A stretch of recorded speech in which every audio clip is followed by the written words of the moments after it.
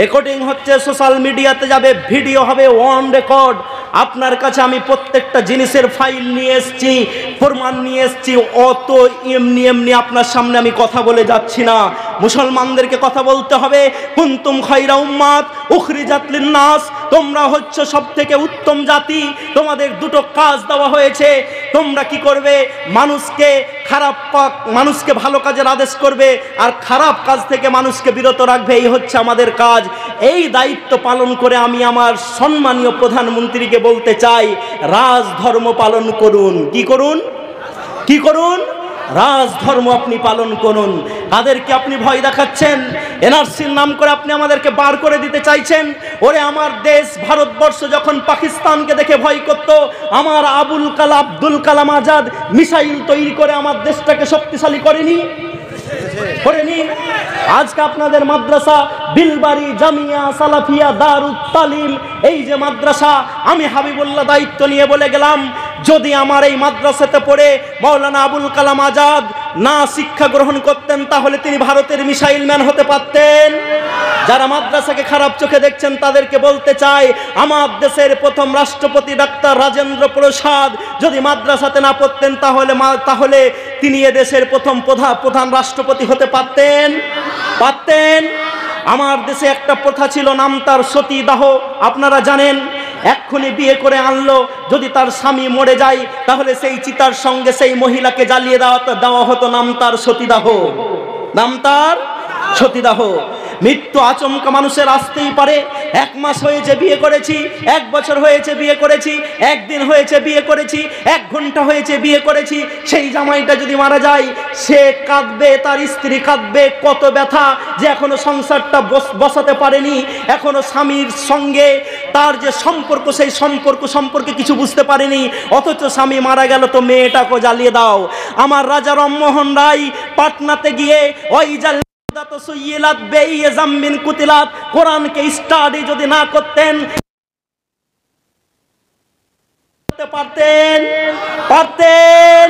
পারতেন না। সুতরাং যারা মাদ্রাসাকে দেখে আজকে ঘৃণা করছো, ভাবছো বন্ধ করে দেব, মাদ্রাসাতে তালা মেরে দেব, তোমাদের ভাবাই হবে ইনশাআল্লাহ ভারতের মাটিতে আরো মাদ্রাসা তৈরি হবে ইনশাআল্লাহ।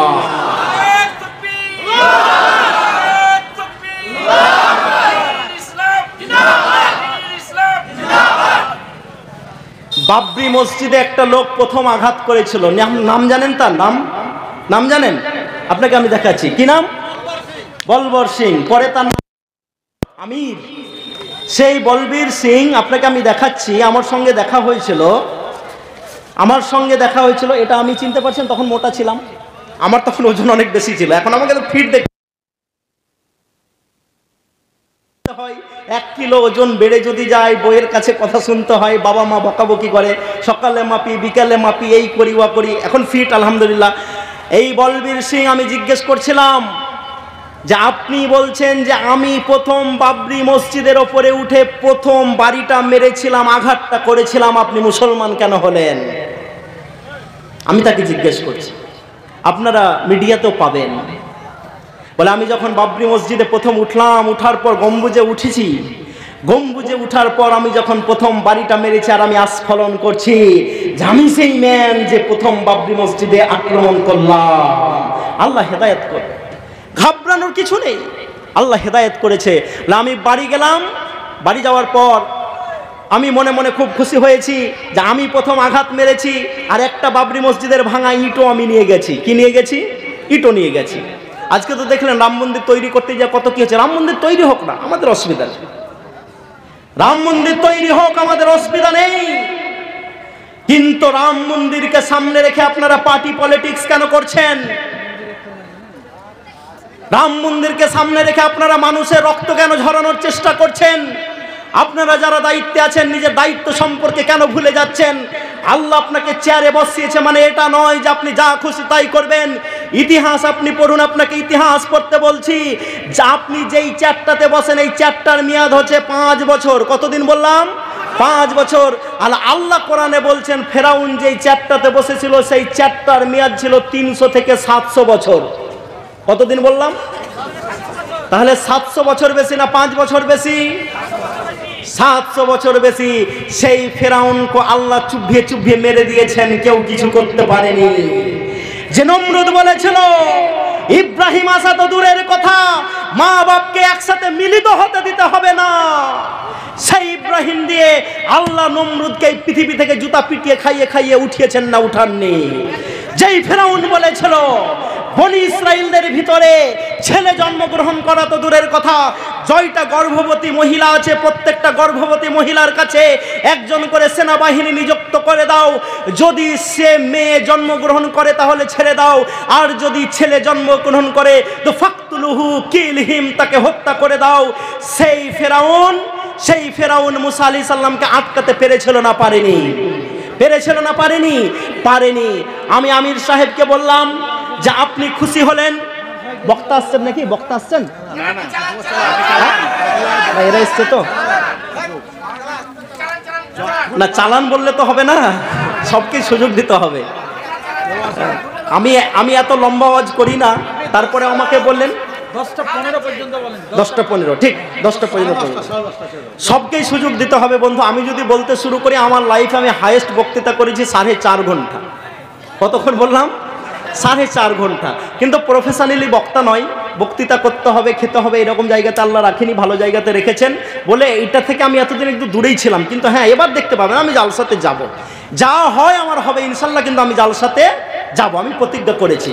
তো আমির সাহেবকে বললাম যে আপনি মানলেন, আপনি বাবরি ভাঙলেন, তো কি হলো আপনার যে আপনি ইসলাম কবুল করে নিলেন? বললেন আমি বাবরি মসজিদটাকে ভাঙলাম, ভাঙার পর একটা ইট নিয়ে বাড়ি ঢুকলাম, বাড়ি যখন ঢুকছি তখন আমার মা আর আমার বাবা আমার সাথে কথা বলেন। অনেক লম্বা কথা, অত বলতে যাবো না, আমি খালি মোরাল অফ দ্য হিস্ট্রি আপনাকে জিসটা বলছি। জিসটা বলে আপনার ইমানটাকে আমি মেজে দেওয়ার চেষ্টা করছি যে কিসের এত ভয়, হে কিসের এত। 800 কোটি যদি পৃথিবীতে মানুষ হয়, 200 কোটি মুসলমান, বলেন আলহামদুলিল্লাহ। 4 জন মানুষ যদি পাশাপাশি এরকম বসে থাকে তো 4 জনে 1 জন মুসলমান। 313 জনকে দমানো যায়নি, 200 কোটিকে দমানো যাবে? 200 কোটিকে দমানো যাবে? যাবে না। বদরের প্রান্তে 313 জন দিয়ে যদি আল্লাহ বিজয়ের বেশে মুহাম্মদ রাসূলুল্লাহ সাল্লাল্লাহু আলাইহি ওয়াসাল্লামকে বদর প্রান্ত থেকে মদিনাতে সিংহাসনে বসাতে পারেন, তাহলে আমাদেরকে পারবেন না? পৃথিবী কাঁদছে, বলছে মুসলমান তোমরা কোথায়? তোমরা তো উত্তম জাতি, তোমরাই পৃথিবীটাকে লিড করবে, কোথায় তোমরা?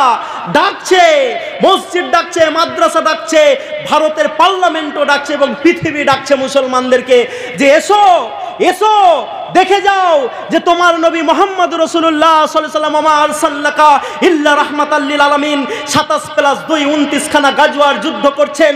29 খানা যুদ্ধতে মাত্র 1000 লোকের রক্ত ঝরছে। কত বললাম? 1000 লোকের মাত্র রক্ত ঝরছে। পক্ষান্তরে 1919 থেকে 1925 পর্যন্ত যখন প্রথম বিশ্বযুদ্ধ পৃথিবীর দাদারা শুরু করছে, সেই যুদ্ধতেই 4.5 কোটি মানুষের রক্ত ঝরছে। তাই পৃথিবী বলছে মুসলিম তোমরা কোথায়? আমরা দেখলাম দ্বিতীয় বিশ্বযুদ্ধতে যারা আজকে বলেন যে আমরা মানবিকতার কথা বলি, আমরা অধিকারের কথা বলি, আমরা সামঞ্জস্যতার কথা বলি, আমরা সাম্যবাদের কথা বলি, সেই লোকগুলোকে আমরা দেখলাম একটা যুদ্ধ করলো 6 বছর ধরে, পৃথিবীর 7.5 কোটি মানুষকে হত্যা করেছে। কত বললাম? 7.5 কোটি মানুষকে হত্যা করেছে। আবার সামনে যেই যুদ্ধটা আসছে, এই যুদ্ধতে কত লোক মারা যাবে তার ইয়াত্তা নেই। যারা সমাজ বিজ্ঞান নিয়ে গবেষণা করছেন তারা বলছেন যে 4 জনে 1 জন, মানে প্রায় 200 কোটি মানুষ মৃত্যু মুখে পতিত হবে। কত বললাম? 200 কোটি। তাই পৃথিবী আজকে বলছে মুসলিম তোমরা কোথায়? মুসলমান তোমরা কোথায়? সেই নবীর আদর্শওয়ালারা কোথায়? যারা উটকে কম খাবার দিয়ে যদি বেশি কাজ করায় নবীর কাছে নালিশ হয়, সেই মুসলমানরা কোথায়? যেই নবী মুহাম্মদ রাসূলুল্লাহ সাল্লাল্লাহু আলাইহি সাল্লামকে সাহাবী যখন জিজ্ঞেস করে আল্লাহ রাসূল আপনার উপরে আমার একটা পাওনা আছে, সাহাবী বলেন কি পাওনা? বলে কোনো এক যুদ্ধে আপনি আমাকে 1 ছুরি মেরেছিলেন। আমার রাসূল রাহমাতাল লিল আলামিন নিজের পিঠের কাপড়টাকে তুলে দিয়ে বলে, লাও এখানে তুমি এক ছড়ি মেরে সোজ করে নাও। এই আদর্শের লোকগুলোকে গোটা পৃথিবী খুঁজছে, পৃথিবী ওই আদর্শের লোকগুলোকে খুঁজছে যারা যুদ্ধের ময়দানে যুবতী মহিলারা মুসলিমদের গায়ে গা ঘুষার চেষ্টা করেছে, আর মুসলিমরা তাকে না দেখে মুখটাকে নিচু করে দূরে হটে গেছে। এই রকম লোকগুলোকে পৃথিবী আজকে খুঁজছে। আমেরিকা বলছে এসো দাও। তাই আজকে আনন্দের সহিত বলছি, 2024 সালে আমেরিকার মাটিতে যেই ধর্মস্থানটা পাড়ায় পাড়ায়, টাউনে টাউনে, শহরে শহরে গজিয়ে উঠছে, সেটা হচ্ছে মসজিদ আলহামদুলিল্লাহ। এবং সেখানকার যুবক যুবতীরা যেই ধর্মটাকে আজকের দিনে সব থেকে বেশি গ্রহণ করছে, সেটা হচ্ছে ইসলাম। নারে তাকবীর। পৃথিবী কাঁদছে, বলে আইসো মুসলিম, করো শাসন, আমি চাইছি তোমরা শাসন করো। কিন্তু সেই আওয়াজ আমরা শুনতে পাই না। তাই বলে আপনি বলবেন যেখানে কোনো আওয়াজ হয় না?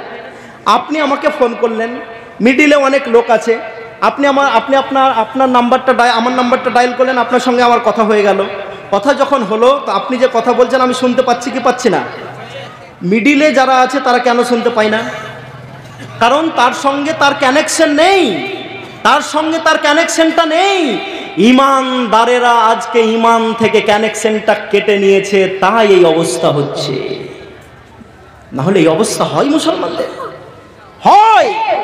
17 বছরের মোহাম্মদ বিন কাসেম, যার সাইকেলে চাক্কা ঘুরা বাড়ানোর টাইম, ডাঙ্গুলি খেলার টাইম, আপনার হাডুডু খেলার টাইম, সেই মোহাম্মদ বিন কাসেম 17 বছর বয়সে ভারতের মাটিতে এসে বলছেন এখানকার মহিলাদের উপরে কেন অত্যাচার হয়, এই অত্যাচার বন্ধ করতে হবে।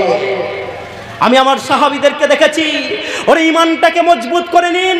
কোন মোদিকে দেখে ভয়, কোন অমিত শাহকে দেখে ভয়, কে এনআরসি করে আপনাকে নিয়ে বাড়াবে, দেশ থেকে তাড়িয়ে দিবে?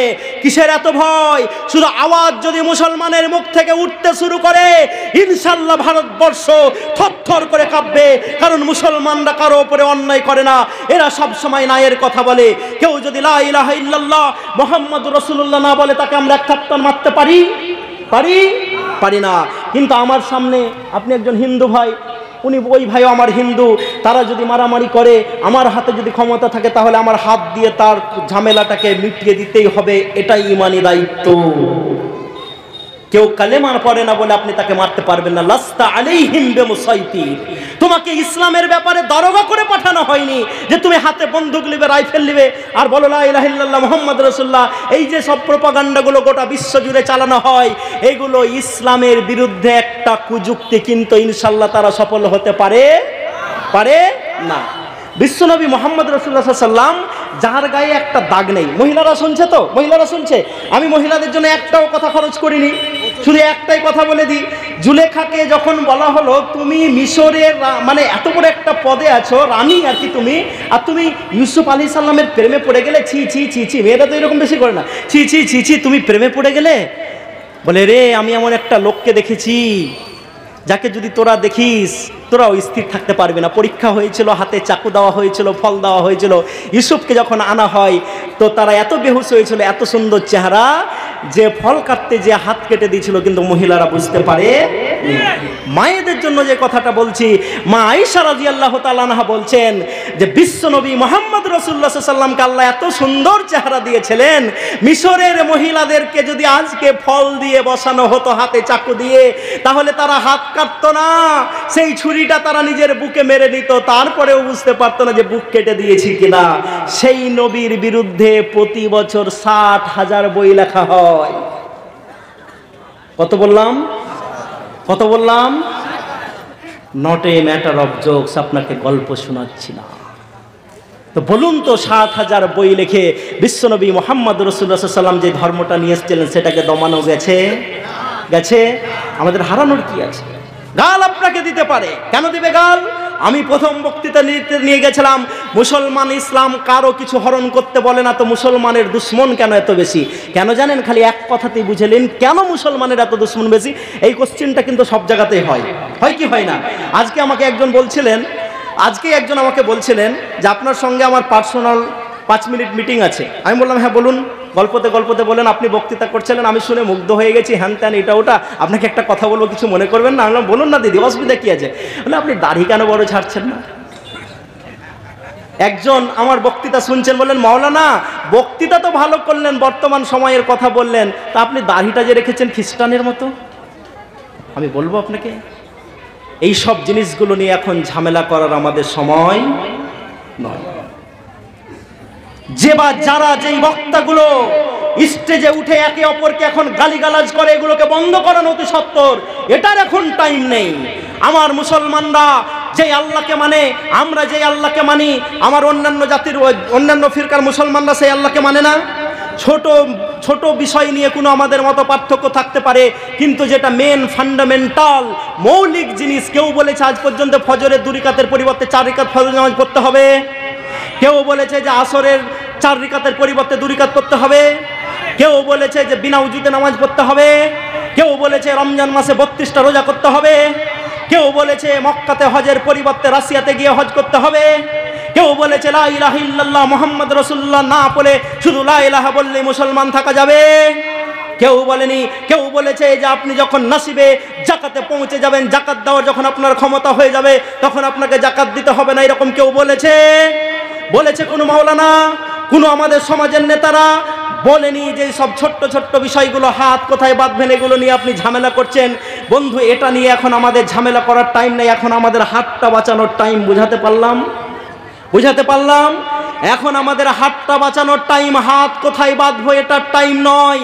কারণ এখানেও নামাজ হয়, এখানেও হয়, কেউ যদি হাত ছেড়ে নামাজ পড়ে সেটাও হয়।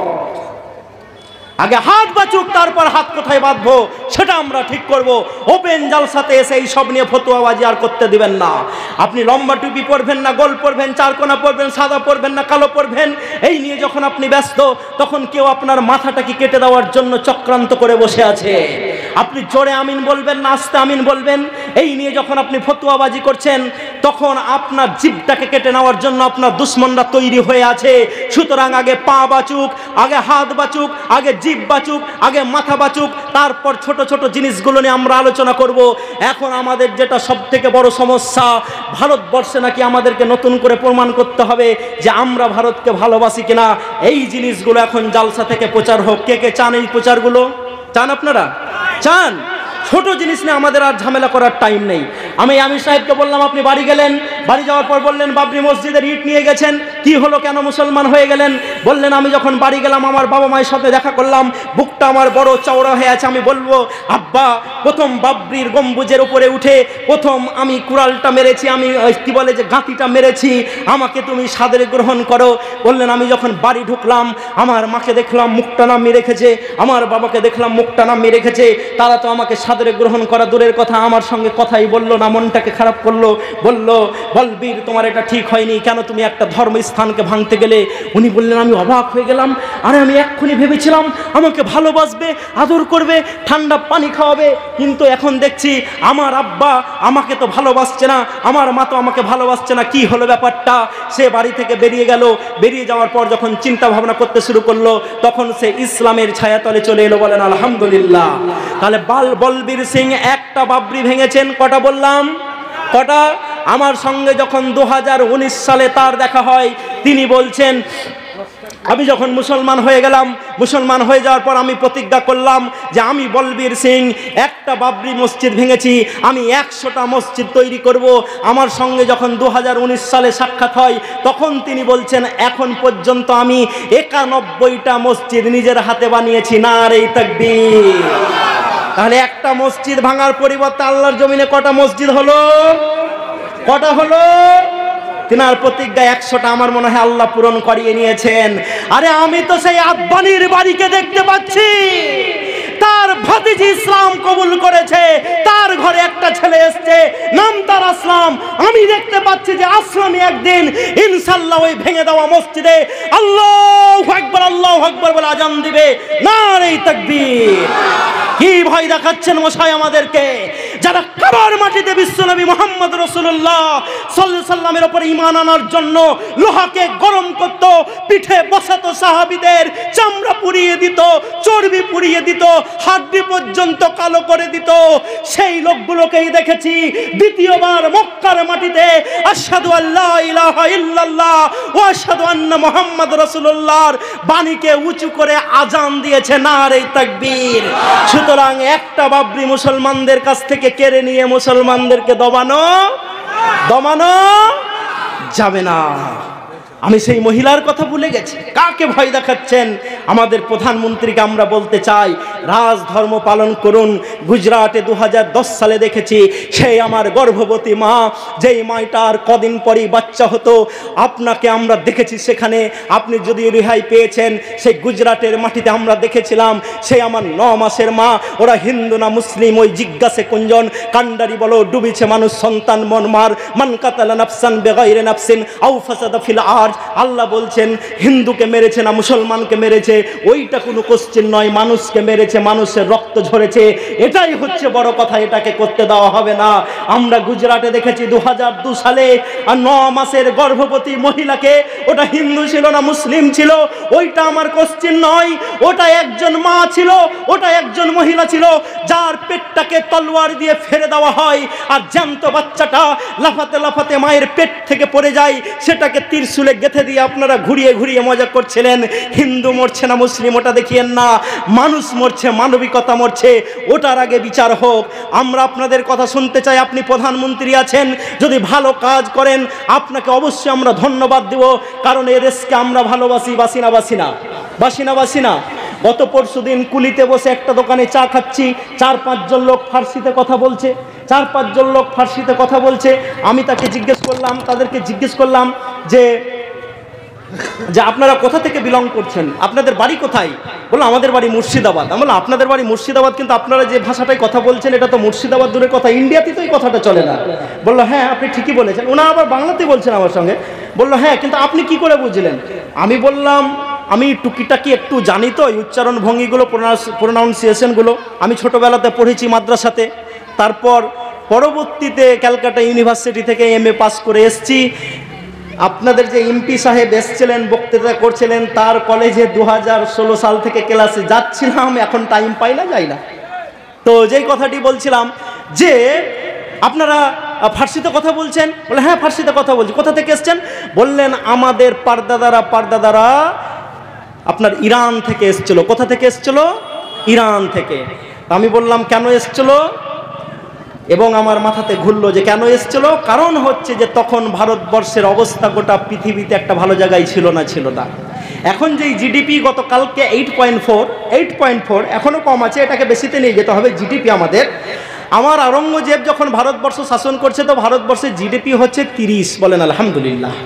কারণ চুরি করতে জানতো না মুসলমানরা।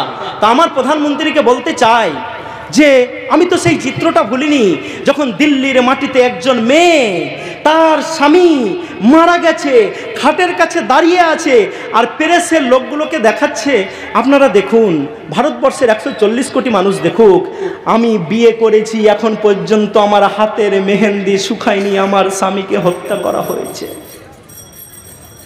আমি বিয়ে করেছি, আমার হাতে মেহেন্দি লাগা আছে, মেহেন্দির দাগটা এখনো শুকায়নি, আমার স্বামীকে হত্যা করেছে। আমি আমার মিস্টার সম্মানীয় প্রধানমন্ত্রী নরেন্দ্র মোদীকে বলতে চাই, ওটা হিন্দু না মুসলিম দেখবেন না, ওটা কারো স্ত্রী, এটা দেখে বিচার হোক। এই বিচার আপনারা চান কি চান না? আমি যখন দিল্লিতে যাই, রাস্তাতে বসে থাকি, গাড়ির কাঁচটা বন্ধ থাকে, ছোট্ট বাচ্চাগুলো এসে ঠক ঠক করে আওয়াজ দেয় আর বলে একটা পাপড় নেবেন না, একটা বিস্কিট নেবেন না, একটা চকলেট নেবেন না, আমি বিক্রি করতে এসেছি, একটা পেন নেবেন না। আমি জিজ্ঞেস করি তোমার বয়স তো 10 বছর, এখন তোমার স্কুলে পড়ার সময়, কেন তুমি পাপড় বেচতে এসছো রাস্তাতে? বলে সাহেব আপনি কি জানেন না, দিনের সময়তে ওপেন দিল্লির মাটিতে কিছু সাম্প্রদায়িক লোক সাম্প্রদায়িক দাঙ্গা ঘটিয়েছে, আর আমাদের রোজগারের একমাত্র আমাদের যেই লোক আমার বাবা, সেই বাবাকে হত্যা করেছে। এই পাপড়টা বিক্রি না করে যদি আমি 50 টাকা আমার মায়ের হাতে না তুলে দিতে পারি, আমার বাড়িতে একটা বোন আছে, আমার মাও খেতে পাবে না, আমিও খেতে পাই না। আমি আমার প্রধানমন্ত্রীকে বলতে চাই, ওই 10 বছরের ছেলেটার নাই বিচার করা হোক। আপনারা চান কি চান না? যদি আপনি এগুলো ঠিক করে দিন, আপনি আমাদের সম্মানীয় প্রধানমন্ত্রী, আপনাকে ইনশাআল্লাহ আমরা সাপোর্ট করব, আপনার সাথে আমাদের কোনো দুশ্মনী নাই। কে বলেছে হিন্দুরা দুশ্মন আমাদের? আমরা হিন্দুদেরকে দুশ্মন হিসাবে নিয়ে নেন। আপনারা কোনো মুসলিম বলেছে হিন্দু ভাইরা দুশ্মন, খ্রিস্টানরা দুশ্মন, ইহুদিরা দুশ্মন, আর যারা বাস করি আমরা পাড়া প্রতিবেশী, চাই ডম ব্রাহ্মণ যারাই হোক তারাকে আমরা দুশ্মন বলি না। আরে আল্লাহ তো শিক্ষা দিয়েছেন যে তোমরা মিলেমিশে থাকো। যদি আল্লাহ বলতেন যে কালেমা পড়বে না, নামাজ পড়বে না, তার অক্সিজেন বন, তাহলে তো বন। তা আল্লাহ যেখানে বলেনি, তা আমার কোনো ঝামেলা করে লাভ আছে জি?